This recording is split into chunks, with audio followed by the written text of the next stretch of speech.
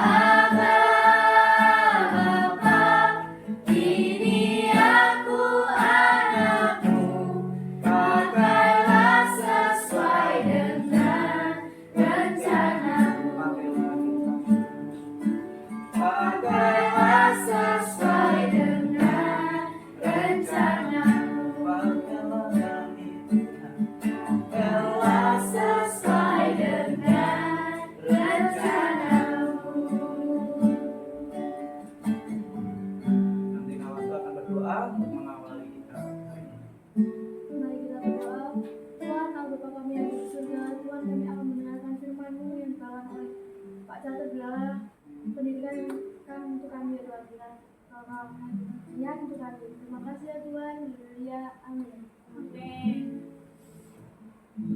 Wah, Ini kayaknya kok keadaannya supaya lebih semangat lagi. Ayo, Mas tuh mimin satu Mari pujian kita lagi. bagi berdiri dan Lagi berdiri menyanyikan semuanya yuk.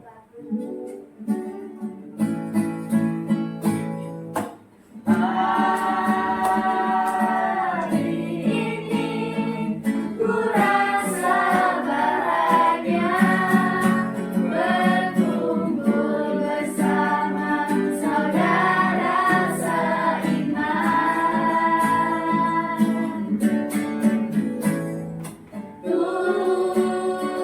Tuhan Yesus telah satukan kita tanpa memandang di antara kita. Pegang dengan tangan. Bergandengan tangan dalam kasih, dalam satu hati, berjalan dalam kasih Tuhan. Kau sahabatku, kau saudaraku, tiada yang dapat memisahkan kita. Kau sahabatku, kau saudaraku, tiada yang dapat memisahkan kita. Sekali lagi. Hari ini ku rasa bahagia berkumpul bersama saudara seiman.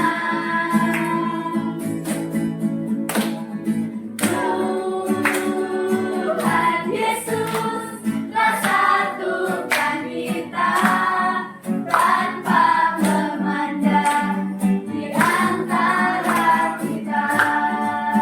Pegang dengan tangan. Gandengan tangan dalam kasih, dalam satu hati, berjalan dalam terang kasih Tuhan. Saling puji yuk. Kau sahabatku, kau saudaraku, tiada yang dapat memisahkan kita. Kau sahabatku, kau saudaraku, tiada yang dapat memisahkan kita. Ada yang dapat. Tiada yang dapat memisahkan kita. Tiada yang dapat memisahkan kita. Semuanya. Berikan tepuk tangan dong yang luar biasa untuk Tuhan.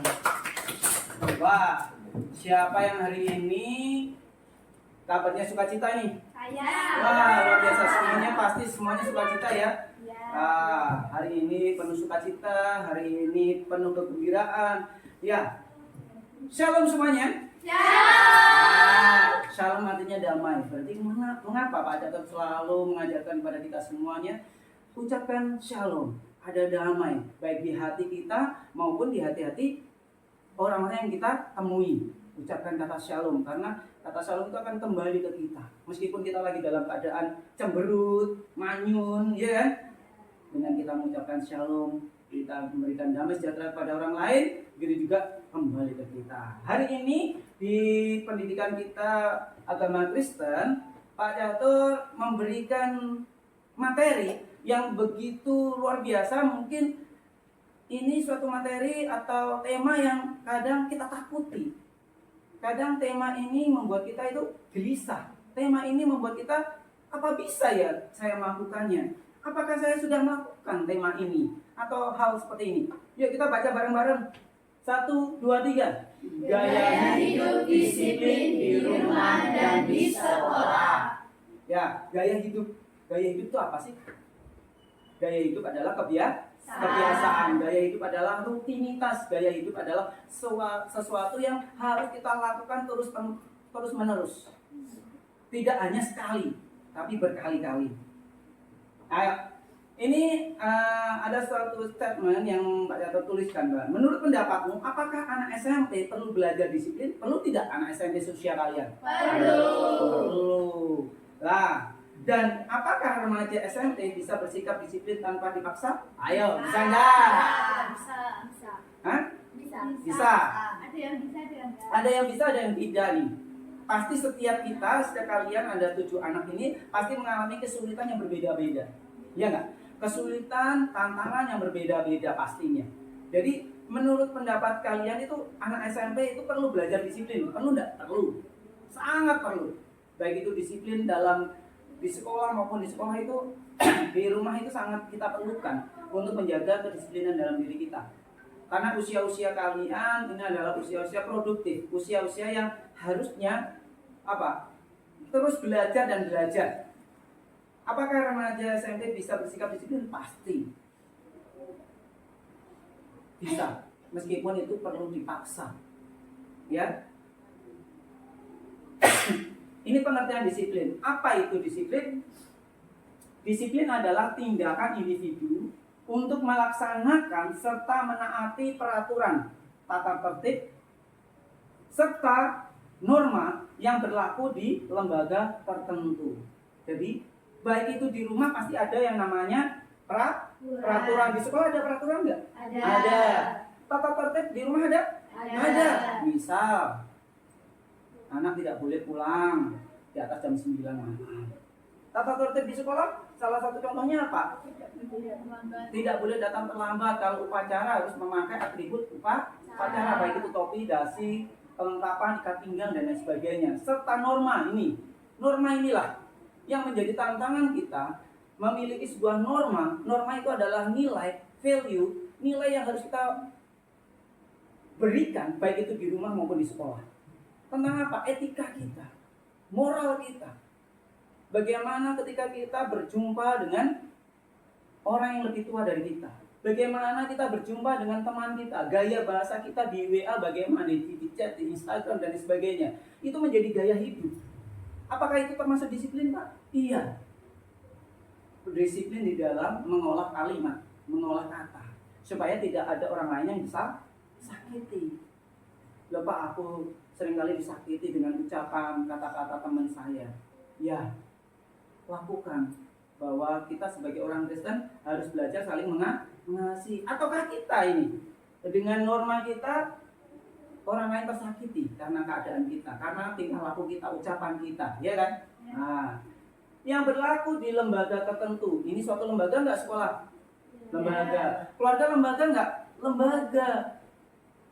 Bahwa keluarga itu yang menciptakan adalah Tuhan. Makanya Tuhan yang menciptakan keluarga itu membentuk suatu ranah antara ayah, ibu, dan anak. Sebutkan contoh disiplin di rumah. Yovita, contoh disiplin di rumah itu apa sih? Mematuhi orang tua. Salah satu contohnya apa? Mematuhi orang tua kan bisa banyak. Mematuhi orang tua, salah satu contohnya apa? Membantu. Rajin membantu orang tua. Cuci piring, cuci baju, atau cuci baju yang besar-besar untuk orang tua aja lah. Atau Yovita pakai mesin cuci. Nah, itu bisa membantu orang tua.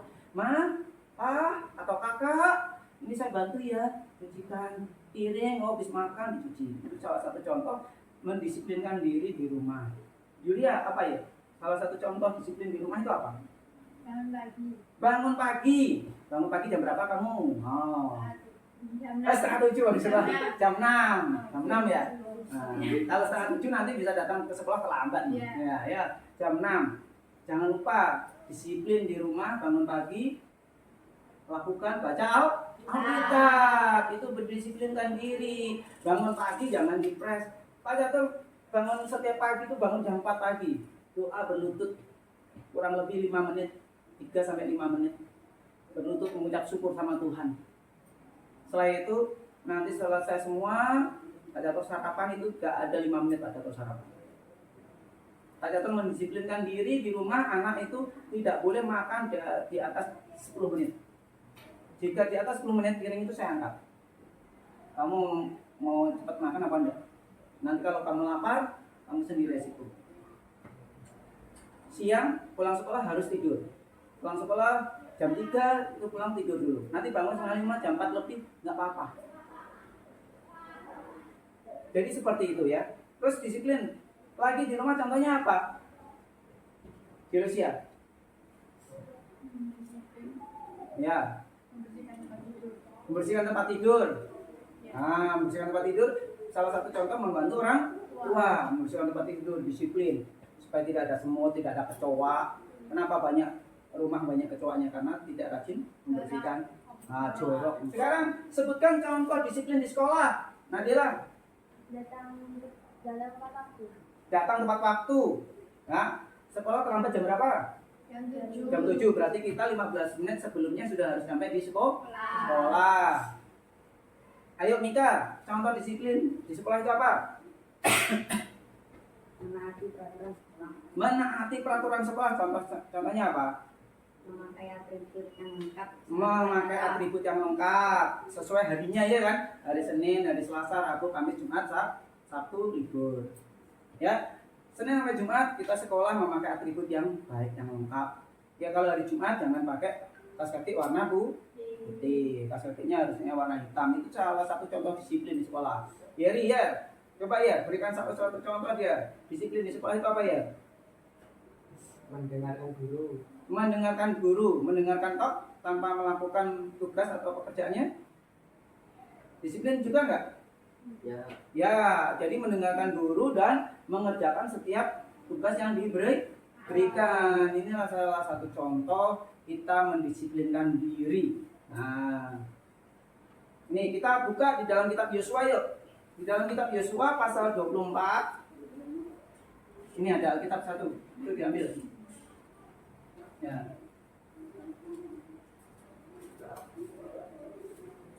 Yosua pasal 24. Yosua di mana ya? Pasal 24 ayat 14 sampai 28. Kejadian bilangan ulangan nomor 5, nomor 6. Yosua itu kitab nomor 6. Yosua pasal 24 ini loh.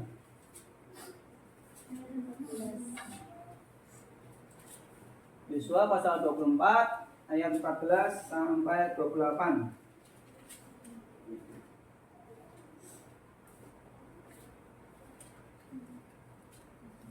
Sudah menemukan? Nanti dari Nadila baca 3 ayat. Ya. Oleh sebab itu, takutlah akan Tuhan dan beribadahlah kepadanya dengan tulus, ikhlas dan setia. Jauhkanlah Allah yang kepadanya nenek moyangmu telah beribadah di seberang sungai Efrat dan di Mesir, dan beribadahlah kepada Tuhan.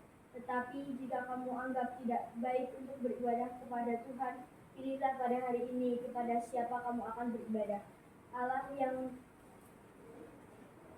yang kepadanya nenek moyangmu beribadah di seberang sungai Efrat, atau Allah orang Amor yang negerinya kamu diami ini.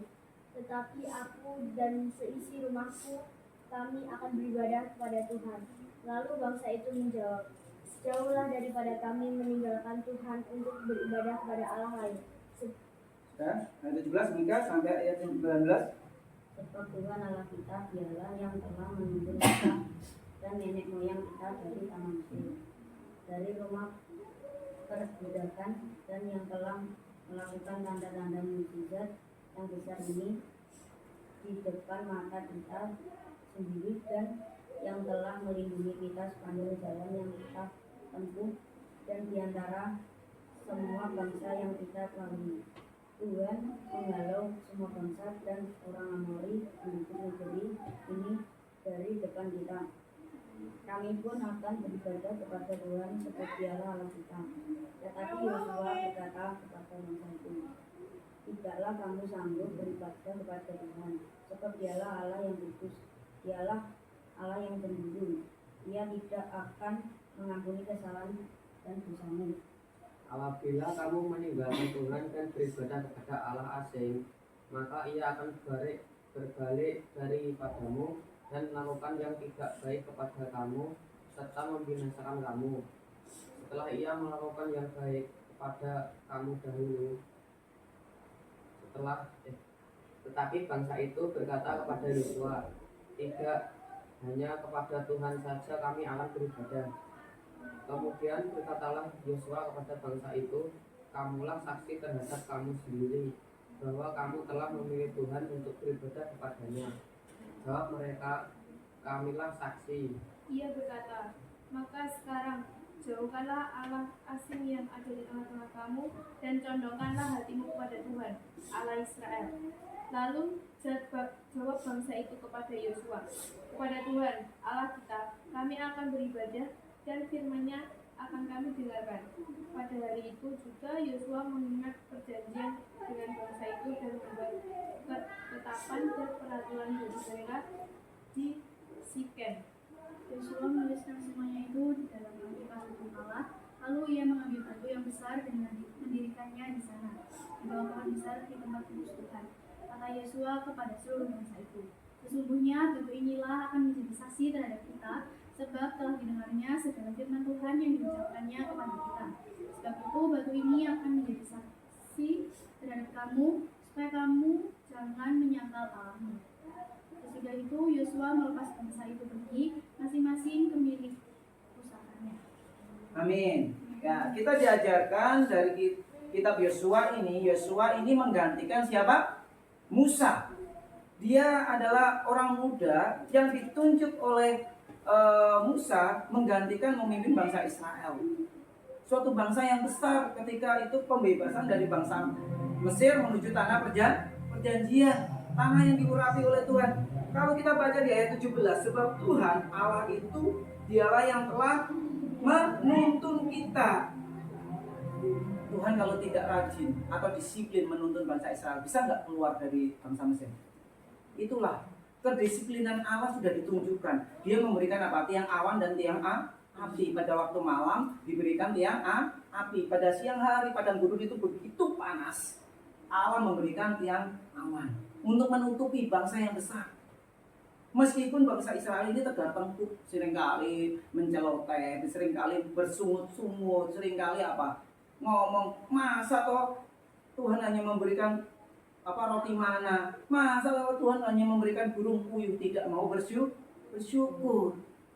Nah, inilah gaya hidup kita sebagai remaja Tuhan, remaja Kristen. Di sekolah maupun di rumah kita diminta untuk disiplin. Disiplin dalam hal apa? Mensyukuri anugerah Tuhan. Baca Alkitab. Baca bareng-bareng kitab Ulangan pasal 30 ayat 19 sampai 20. Ulangan. Depannya Yosua ya. Pasal 30 ayat 19 sampai 20. Yuk, kitab Ulangan pasal 30 ayat 19 sampai 20.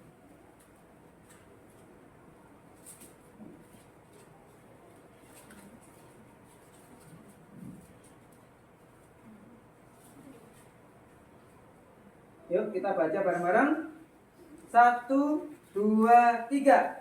Aku memanggil langit dan bumi menjadi saksi terhadap kamu pada hari ini. Kepadamu kuperadakan kehidupan dan kematian, berkah dan kutuk. Pilihlah kehidupan supaya engkau hidup, baik engkau maupun keturunanmu, dengan mengasihi Tuhan Allahmu, mendengar suaranya dan berpaut padanya. Sebab hari itu berarti hidupmu dan lanjut umurmu, untuk tinggal di tanah yang dijanjikan Tuhan dengan sumpah kepada nenek moyangmu, yakni kepada Abraham, Ishak dan Yakub, untuk memberikannya kepada mereka. Ini coba bayangkan, berkat Abraham, Ishak dan Yakub itu diberikan bagi mereka yang punya kehidupan disiplin.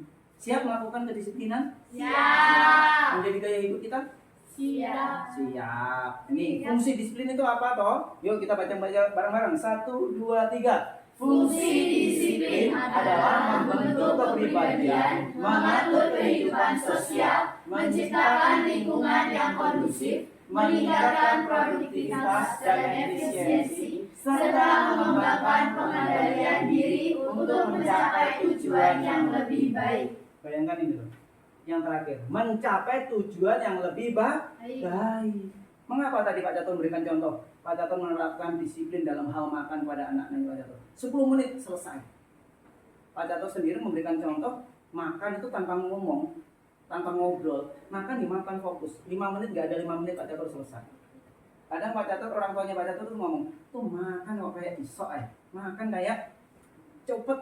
Ibu saya baru ngambilkan makan, dia ke dapur, balik sudah selesai. Beneran? Saya makan cepat. Jadi di dalam diri kita memberikan suatu hal untuk lebih lagi untuk apa? Memiliki gaya hidup yang disiplin, gaya hidup yang lebih kondusif supaya lebih produktif nilai hidup kita. Jadi nilai hidup kita supaya lebih produktif, nilai hidup kita supaya lebih meningkat. Jadi memiliki produktivitas, efisiensi. Ini harus kita pakai kata-kata ini, produktif. Hidup kalian mau nggak memiliki gaya hidup yang produktif, bermanfaat bagi orang lain, ya? Tidak menjadi troublemaker, tetapi di sisi maker, menjadi berarti di dalam masyarakat. Supaya healthy life, memiliki kehidupan yang nyata. Disiplin itu harus nyata. Di rumah itu apa sih? Fungsi utama disiplin di rumah adalah membentuk kebiasaan positif, tanggung jawab, kemandirian, dan karakter yang baik pada anak, yang akan membantu mereka menyesuaikan diri di lingkungan sosial, membangun etos kerja, serta memiliki pola hidup yang sehat dan teratur. Disiplin juga membantu anak menghargai waktu, mengelola keuangan, dan memahami konsekuensi dari tindakan mereka. Jadi ini loh, manfaat kalian memiliki hidup disiplin di rumah itu ini loh. Memiliki tanggung jawab. Kalian yang dulunya malas-malesan, akhirnya memiliki tanggung jawab, memiliki kebiasaan yang positif. Bangun pagi, baca Alkitab, bangun pagi langsung berdoa. Sambil mandi, sambil memuji Tuhan. Ku mau cinta Yesus. Enggak apa-apa. Sambil naik sepeda, sambil naik motor ke sekolah, dibonceng sama orang tua, nyanyi Tuhan Yesus baik, sungguh amat baik, ya seperti itu. Terus apa lagi ya? Kemandirian, kalian mandiri enggak? Iya. Nah, apakah makan masih disuapin? Tidak. Pasti memiliki kemandiri, karakter yang lebih baik, yang baik di dalam diri kita, ya kan? Sopan pada orang tua jadinya, yang akan membantu mereka menyesuaikan diri. Itu akan membantu kalian nantinya di lingkungan sosial, di lingkungan masyarakat, di RT RW kita, ketika kerja bakti, tanpa ada disuruh, seusia kalian remaja sudah membantu ikut kerja bakti. Itu melatih kedisiplinan. Disiplin itu buahnya seperti itu. Terus membangun etos kerja ketika kalian nanti 5 tahun, 10 tahun lagi bekerja, 10, 15 tahun lagi kalian bekerja. Lah, sekarang disiplin di sekolah. Fungsinya apa sih? Bagi siswa apa? 1. Meningkatkan prestasi akademik. Itu fungsi disiplin di sekolah. Meningkatkan prestasi akademik, mendapatkan peringkat, mendapatkan nilai yang baik. Yang kedua, membentuk karakter positif. Yang ketiga apa? Mengembangkan keterampilan manajemen waktu, bisa memanajemen waktu, bisa mengatur waktu. Oh, ini jamnya makan, oh ini jamnya istirahat, oh ini waktunya mengerjakan PR, ini waktunya mendengarkan guru tadi. Apa dari memberikan contoh mendengarkan guru, Pak. Mendengarkan tapi juga bisa manajemen waktu. Oh ini waktunya mengerjakan tugas, materi dan sebagainya. Yang keempat apa? Meningkatkan keterampilan sosial. Kalian dilatih sama Bapak Ibu guru di sini untuk apa? Mengerjakan tugas-tugas keterampilan, ya kan? Ini tujuannya supaya meningkatkan keterampilan. Yang kelima, meningkatkan kepercayaan diri dan Kemandirian. Percaya diri nggak kalian? Atau malu-malu? Apa gitu? Percaya diri. Public speakingnya ketika pidato di depan kelas menjadi percaya diri. Tidak lagi apa? Jangan saya, biasa saja. Saling menunjuk. Kalau untuk itu tadi kan untuk siswa. Kalau untuk sekolah, fungsinya apa? Kedisiplinan itu untuk sekolah. Menciptakan lingkungan belajar yang nyaman dan aman. Coba kalau kalian tidak rajin tiket, kotor nggak suasana kelas? Bisa nyaman kalian belajar? Tidak. Banyak nyamuk anak belajar. Banyak. Aduh. Kalau ada nyamuk gitu, pipinya nggak kenapa-napa dipukul, ternyata nyamuknya udah pergi, ya kan? Pukul. Ada nyamuk, temannya dipukul. Ternyata nyamuk pergi. Tadi ada nyamuk. Wah, itu bohong namanya ya, kan? Padahal nggak ada nyamuk. Ini yang kedua, membantu proses pembelajaran lebih efektif. Ini fungsi untuk sekolah. Pembelajaran menjadi efektif. Waktunya belajar ya belajar serius dengan sungguh-sungguh. Yang ketiga, menanamkan kerja sama. Kalian mulai kerja sama nih. Makanya Pak Catur kadang membagi 2 kelompok atau 1 kelompok, 2 anak gitu, supaya kalian bisa kerja sama. Mungkin pelajaran yang lain juga seperti itu. Tempat duduk yang dibuat di kelas kan berbeda-beda ya. Ada yang kotak, ada yang bentuk U gitu ya. Nah, itu tujuannya apa? Supaya ada kolaborasi, ada kerjasama, ada kekompakan. Itu di dalam sekolah. Yang keempat, mempersiapkan generasi masa depan. Generasi masa depan dalam hidup kalian itu apa? Pak, aku masa depan saya besok mau cita-citanya jadi polisi, Pak. Polisi apa? Polisi tidur? Nah, atau polisi apa? Polisi yang benar-benar mengatur lalu lintas misalkan. Polisi yang bisa menangkap penjahat misalkan. Atau menjadi apa? Tentara, TNI.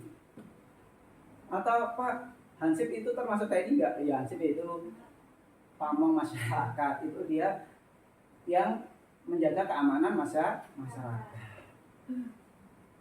Mempersiapkan generasi masa depan. Kuliah. Kenapa masa depan sekarang itu butuh kuliah? Tidak lagi membutuhkan hanya sekedar sekolah-sekolah biasa. Ya sudahlah, ini aja tidak bisa. Karena masa depan itu membutuhkan generasi perubahan. Wah, ini saya lihat mulai loyo ini. Ayo, salah satu memimpin ice breaking ya. Ini saya tunjuk nih, Jelusia yang dari tadi senyum-senyum ini. Wah, ya Jelusia mimpin ice breaking ya. Mimpin ice breaking. Sebelum kita melanjutkan, Jelusia akan mimpin kita ice breaking. Gak usah berdiri ya Pak? Ya, kamu gimana permainannya? Terserah kamu. Duduk aja. Jadi kita mau main game ABC, cuman ini nyebutin nama-nama yang ada di dalam tokoh Alkitab. Kayak murid Yesus atau apa aja terserah, pokoknya yang berunsur di Alkitab. Nah, kita main ABC 5 dasar aja ya. Yo. Ya, mulai yuk. ABC 5 dasar. A, B, C, D, E, F, G, H, I, J, K, L, M, N, O, P, Q, R, S. Samuel. Saulus. Simon. Salomo. Lagi bisa sebutkan semua. Ayo lagi. Yang nggak nyebutin. Hukumannya apa? Bernyanyi. Yuk, lagi yuk. ABC 5 dasar. A, B, C, D, E, F, G, H, I, J, K, L, M, N, O, P, Q, R, S, T, U, V, W, X. X apa? Nggak ada. Karena di nyanyi itu nggak ada. Jadi 5 dasar. A, B, C, D, E, F, G, H, I, J. Oh, ada J. J siapa ya? Joshua. Ya, betul.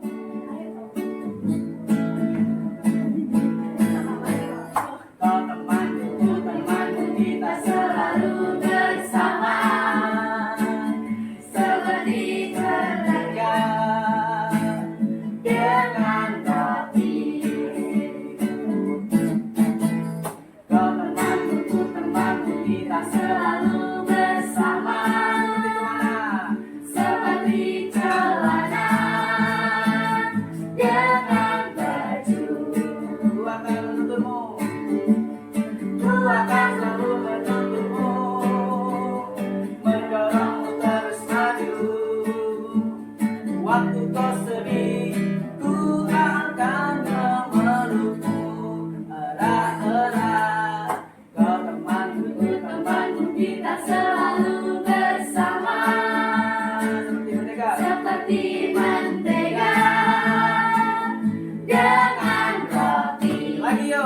teman-temanku. Kau temanku, temanku, kita selalu bersama. Seperti mentega. Seperti mentega dengan roti. Lagi kau temanku. Kau temanku, temanku, kita selalu bersama. Seperti celana dengan baju. Ku akan selalu menuntunmu. Mendorongmu terus maju. Mendorongmu terus maju. Waktu kau sedih, Waktu kau sedih, ku akan memelukmu erat-erat. Nanti waktu kau pelukku erat-erat, ya dipeluk benar-benar temennya. Tetapi yang laki dengan laki-laki ya. Yo, 1, 2, 3. Ku akan selalu menuntunmu, mendorongmu terus maju. Waktu kau sedih, ku akan memelukmu erat-erat. Kau temanku, temanku, kita selalu bersama. Seperti celana dengan baju. seperti mentega. Seperti Mentega dengan roti. Haleluya. Kalau seperti sepatu dengan seperti sepatu Dengan kaki. kita kira dengan baunya. Ayo silakan duduk semuanya. Disiplin dalam ajaran iman Kristen. Nah, sekarang kita menjurus ke pelajaran kekristenan. Dalam iman Kristen, dalam hal ini sebagai orang Kristen, disiplin merujuk pada praktek-praktek yang bertujuan untuk meningkatkan pertumbuhan rohani dan hubungan dengan Allah. Bukan hanya sekedar aturan atau hukuman. Jadi ingin taat kepada Tuhan, ingin bertumbuh secara rohani kita, itu jangan sekedar aturan. Oh, aturan di gereja itu tidak boleh mainan HP ketika ibadah. Tapi kita harus ngerti bahwa kalau Allah itu kudus, kalau kita di gereja ya jangan mainan HP. Alasannya Alkitab lewat handphone, padahal balas chat. Iya kan? Nah, ini jangan kita lakukan. Hal-hal seperti ini harus kita hindari. Kenapa? Karena supaya hubungan kita dengan Allah itu tetap lebih baik. Karena Allah memberikan, menginginkan kita punya hubungan yang baik, hubungan yang harmonis. Oleh karenanya jangan sekedar disiplin rohani mencakup rutinitas seperti membaca Alkitab, berdoa, berkomunitas dan berpuasa. Rajin nggak puasa? Jatuh puji Tuhan setiap hari Rabu dan Jumat puasa. Mencoba mengelola waktu. Jam 3 sore pulang kerja, jam 4 atau jam 5 saya baru makan. Setelah itu saya mengambil gitar, saya berdoa. Saya mengambil waktu. Makan cukup sekali. Minum, kadang saya putih jam 10 pagi ketika ngajar. Nanti pulang jam 1 saya minum lagi. Supaya lambung saya tidak rusak. Tapi saya makan cukup sekali. Saya berdoa mendekatkan diri pada Tuhan. Saya melatih disiplin saya. Kesimpulannya, yuk kita baca bareng-bareng. 1, 2, 3. Remaja adalah makhluk individu yang dan sosial. Sebagai makhluk sosial, remaja hidup bersama orang lain, bersosialisasi dengan orang lain. Sebagai individu, seorang membutuhkan aturan dan norma kehidupan yang dapat dijadikan pegangan dalam membangun diri sendiri, dan itu diperoleh melalui disiplin. Sebagai makhluk sosial yang berinteraksi dengan orang lain, entah itu teman, orang tua, keluarga, dan lain-lain, maka seseorang membutuhkan panduan berupa aturan, norma yang mengatur hubungannya dengan orang lain, sehingga tidak saling mengganggu dan merugikan. Melalui pelaksanaan aturan, tata tertib dan norma yang berlaku, maka seseorang terhindar dari berbagai konflik yang dapat merugikan diri sendiri ataupun dijauhi oleh semua orang. Mau hidup rukun damai? Mau. Belajar.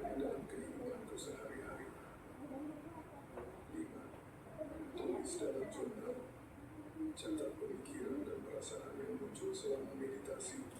Tulis apa yang kamu baca dan bagaimana tenang, berdiam diri di hadapan Tuhan. Setelah merenungkan firman, diam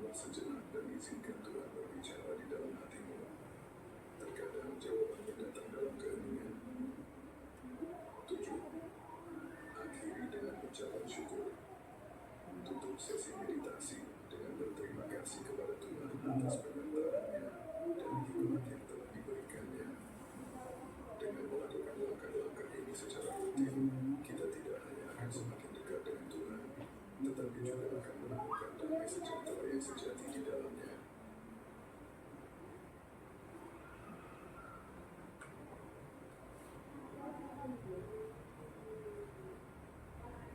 Ya, ini salah satu video di mana mengajarkan kita dalam pendekatan kita kepada Tuhan. Tugas, melainkan panggilan ilahi yang menunjukkan kasih kita kepada Tuhan melalui tindakan nyata kepada sesama. Ketika kita melayani orang lain, kita sedang memperlihatkan karakter Kristus dalam kehidupan kita. Seperti yang tertulis dalam Matius 25 ayat 40. Sesungguhnya segala sesuatu yang kamu lakukan untuk salah seorang dari saudaraku yang paling Ya, ini video nanti Pak Catur akan kirimkan materi ini sebagai tugas kalian. Bagaimana ketika kalian mendengarkan kedua video ini, video yang pertama dan yang kedua, kalian bisa menulis di buku agama kalian masing-masing makna dari video ini tuh apa buat saya, tujuannya apa, melatih kedisiplinan untuk saya itu seperti apa, dan di bagian mana saya harus berdisiplin, ya. Nah, jadi kiranya nanti kedua video ini akan memberkati kalian. Siapa? Siapa yang mau bertanya? Ayo. Hah? Cukup? Sudah ngerti ya tentang apa itu disiplin? Bahwa disiplin adalah tindakan di dalam diri kita. Sekarang kalau kalian sudah mengerti dan memahami, Pak Catur mau tanya. Kedisiplinan apa yang menurut kalian itu sulit dilakukan? Ayo satu persatu. Dari Nadira, kedisiplinan apa yang susah sekali aku lakukan? Baik itu di sekolah maupun di rumah. Apa? Individu loh ini, nggak bisa sama. Ayo anak setuju dulu coba. Ayo apa Pak? Ayo. Itu tanggung jawab. Tanggung jawab susah banget.